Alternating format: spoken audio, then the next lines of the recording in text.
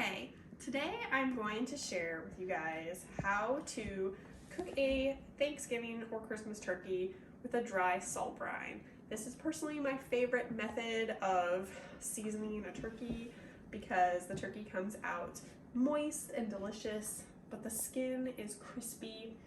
If you've just had a heart attack and you're not supposed to consume a lot of sodium, this is guaranteed to probably kill you. But for the rest of us, is delicious and makes for an excellent feast. So I have been doing a dry salt brine on my turkeys since 2007 when I got married. So I have declared myself an expert, and I'm going to share with you guys tonight how I do it and what not to do because I've made all the mistakes. And I originally read an article from the Los Angeles Times how to do this, but I have adapted the method to work for me as a busy mom because there were some steps that I thought were unnecessary and disgusting, and I have skipped them, and the turkey still turns out fine. So to start out, what you need is, I always have myself a nice roll of paper towels. I have here my 22-pound turkey, some kosher salt, and 2 trash bags. I use trash bags. And so I am just going to take this turkey out of the bag and I'll be right back. Okay, so I've unwrapped my 22-pound turkey for my large family because I have 3 siblings and most of them have significant others, and I have 3 children and I have parents, and so we eat a lot of turkey, so our turkeys are usually large. So I've unwrapped my 22-pound turkey, and I would say one of the newbie mistakes that I made was to not thoroughly unthaw my turkey before I did my dry brine. So make sure that your turkey is completely unthawed to the center. I bought this turkey about a week ago. It wasn't completely thawed, and it's been sitting in the refrigerator for a week, so I know that it's completely thawed now. But if you do like a quick thaw method, it's probably not going to work. So just make sure you plan in advance, a week before you want to do your dry brine, and pop your turkey in the refrigerator so it's sufficiently unthawed so that you can do this and so that your turkey will be tasty. And so I have measured out my kosher salt, and so you need a teaspoon of kosher salt for every 5 pounds of turkey. So since I have a 22-pound turkey, that's 4.5 teaspoons of kosher salt. So I have that ready to go. And then the next newbie mistake that I made, which I'm sure is a pretty newbie mistake, is one time when my turkey wasn't completely unthawed, I forgot to pull out the neck and the giblets and all those good things that they stuff inside of it. Doesn't that look good, Kayleen? No, that looks actually extremely disgusting to me. It looks like a heart. Yeah, it's a neck. Ew. The heart is sometimes in there. So it was because my turkey was frozen, and then the bag was stuffed like way down in there. So obviously, like, this is the turkey butt. Like reach way down in there sometimes to get all the innards out.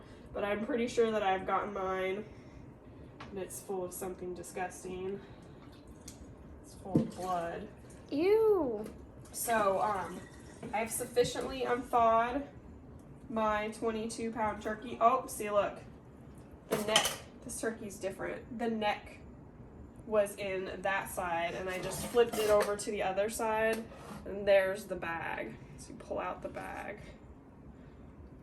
So Is that like a heart or something? No, that is the gizzard and the liver usually. Sometimes some other things. So so I have my unthawed turkey. I pulled out all the stuff on the inside, and then the next really important step is you want to rinse this turkey really, really well. So I am going to spend a good amount of time rinsing this turkey, rinsing everything off of it that might have been in the packaging.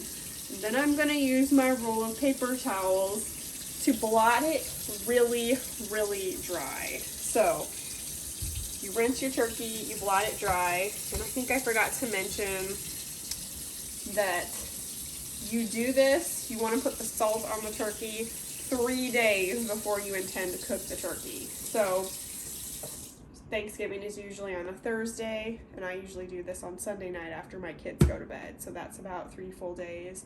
You might be able to do it Monday morning, but just to be safe, I usually do it on Sunday night if Thanksgiving is on Thursday midday. So I'm gonna just rinse this, well, I'll rinse it a little bit right here. Rinse this turkey really, really good. Rinse out the inside, rinse out the outside.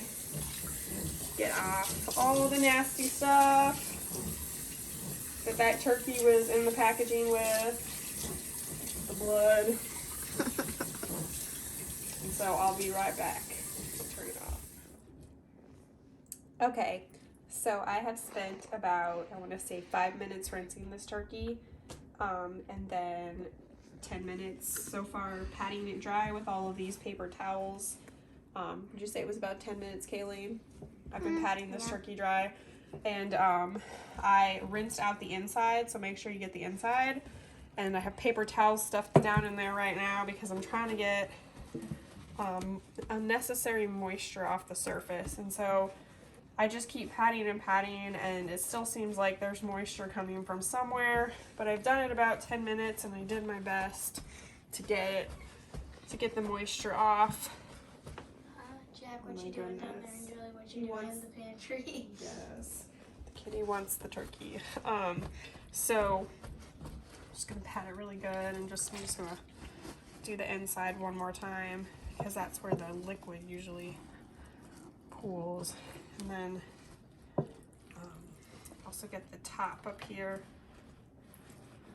There's usually excess moisture up there too, but I think I've done a pretty good job. And so I have my, throw this in here. I have my kosher salt.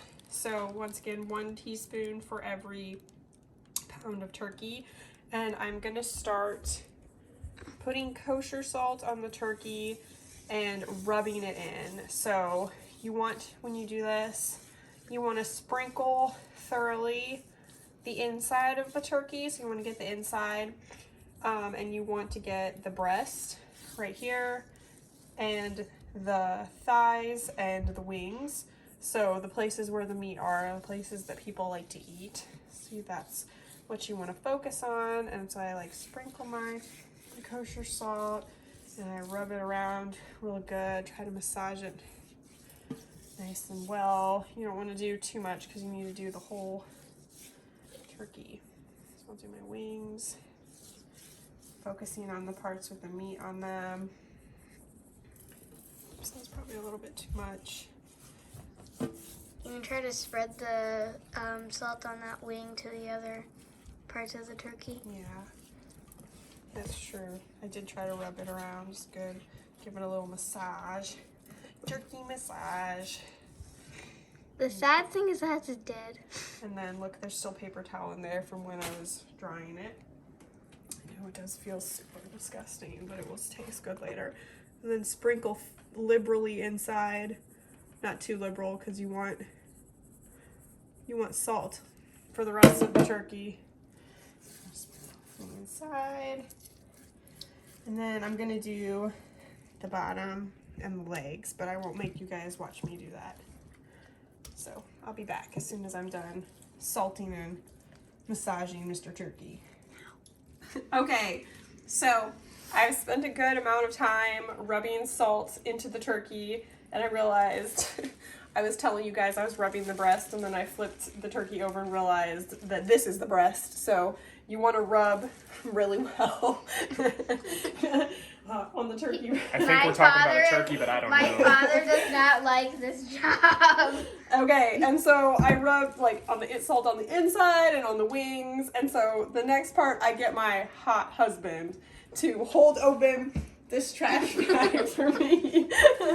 And he has done this many years, so he knows what to do. And I'm going to take my salty turkey and I'm going to put it into the trash bag. Wait, we're not throwing it away, are we? No. Okay, so we'll put it here. And so another newbie mistake that I made is make sure your trash bags aren't scented. Don't get scented trash bags. And so when you're doing this, you could probably use a Ziploc bag, but I like trash bags better.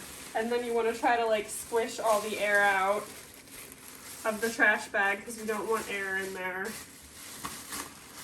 So I just do my best. And we're gonna double. Sorry, I know you're ready. But I'm trying to get all the air out. We're gonna double up. I'm gonna tie this knot.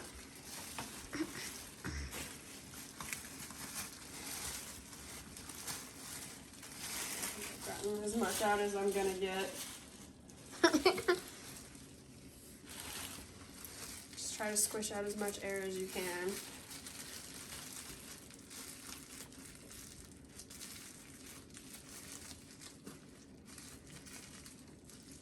Okay, and then into another trash bag. Okay, I'm gonna wash my hands before I tie that one. Thank you, honey.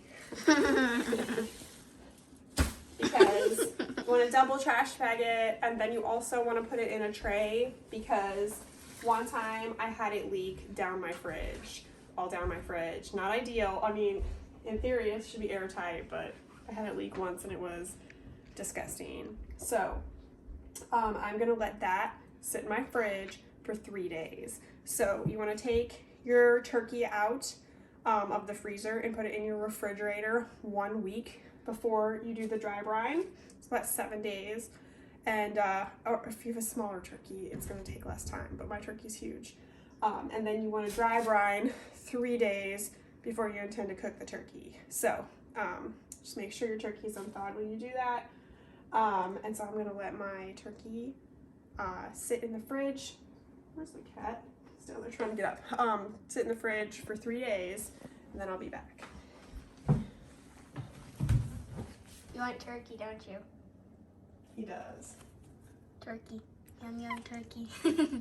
Okay, so I have allowed this turkey to sit in my refrigerator for over 3 days. So I put it in on Sunday night, and it's Thursday morning, so 3 full days. I'm going to cut it out of the bag. I've also had it sitting on the counter in the bag for an hour to kind of come to room temp. It still feels a little bit chilled, but it's not like cold. So it's been sitting on the counter for an hour to come to room temp, and you can see, like, good thing I put it in 2 bags because it's a little bit juicy. So I'm gonna cut it out of the bag.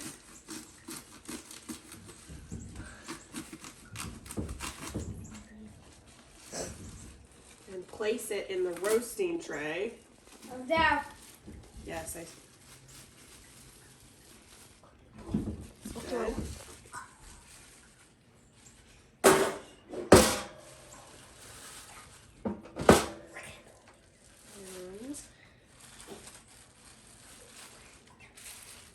Some on the roasting tray. It looks good. Oh my gosh, is that blood? Yep. Even though I patted it down because I salted it down. I thought you said you got rid of all the blood. Well, there is moisture in the turkey itself, so I'm gonna turn it this way.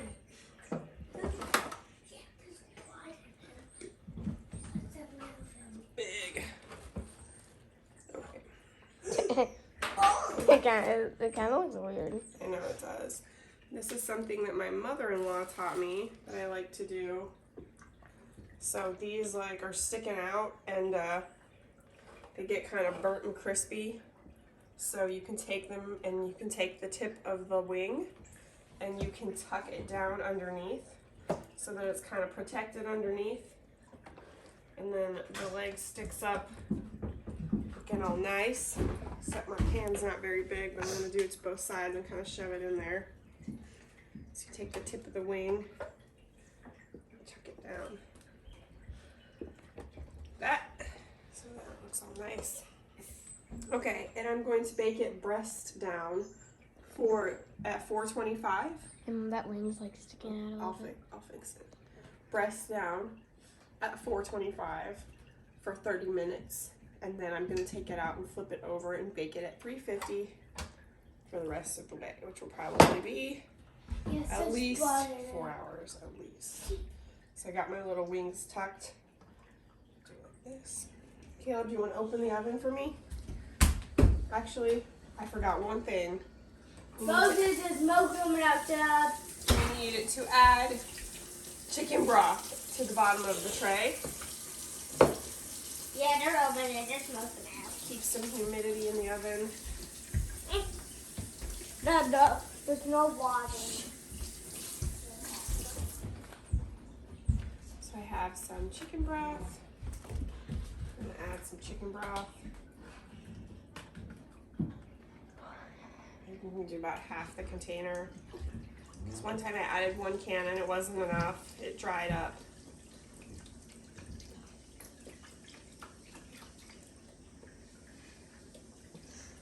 So it's sitting on a nice little bed of chicken broth. Okay, you wanna open the oven for me, Andrew? Ooh. Start your bacon. Yeah, you open it.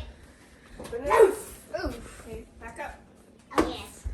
I think they're going to smoking now. I know, it's from the pie yesterday, but it'll burn off it. Ah!